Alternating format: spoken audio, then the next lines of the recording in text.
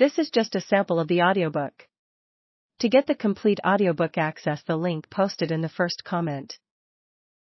Emma was right about the business at Roswell, and Millie got the elite trade there. She was forced into raising her prices just as one does with a rare painting or a manufactured product whose demand is exceeding the supply. There were several reasons for this. Millie was young and pretty. She was trustworthy. She was a successful businesswoman who associated with the powerful. But there was another reason that would finally stop her from whoring personally altogether. It was difficult for many of the citizens of New Mexico and beyond to believe that Millie had scores of men who were just plain good friends. There were those who came to Millie's houses just to visit and share confidences without any idea of going to bed with her or any of the other girls. Millie was puzzled all her life at society's failure to understand that the opposite sexes can have attractions for one another that have nothing to do with sexuality. She feels strongly that this is one of the major but unacknowledged causes of worldwide conflict, not to mention the petty personal problems of everyday existence.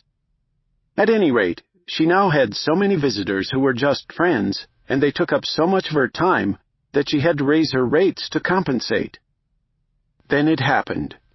The meeting that would keep her away for a long time from her dream of owning whorehouses all over the West and finally settling in to oversee her empire from her beloved Silver City. When the man first entered Emma's, Millie knew he was something she'd not met before.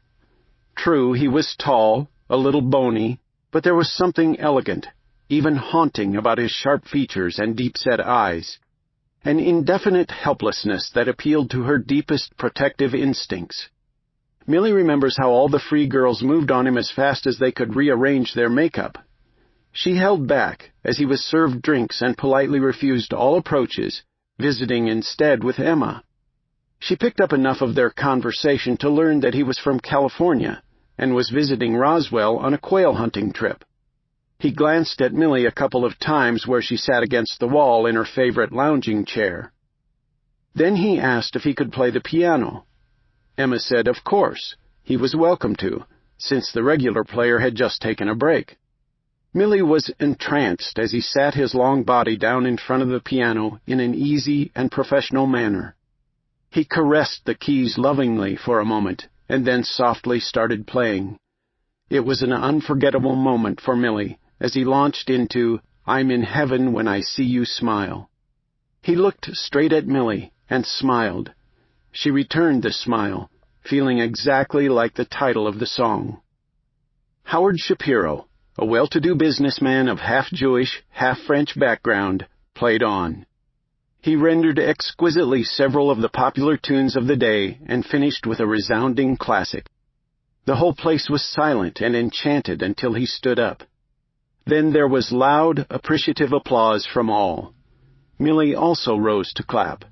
He bowed from the waist and moved directly to her, introduced himself, and asked for her time at 9 the next evening. She agreed without hesitation or discussion of fees. Then he left without looking back. Howard was there at 9.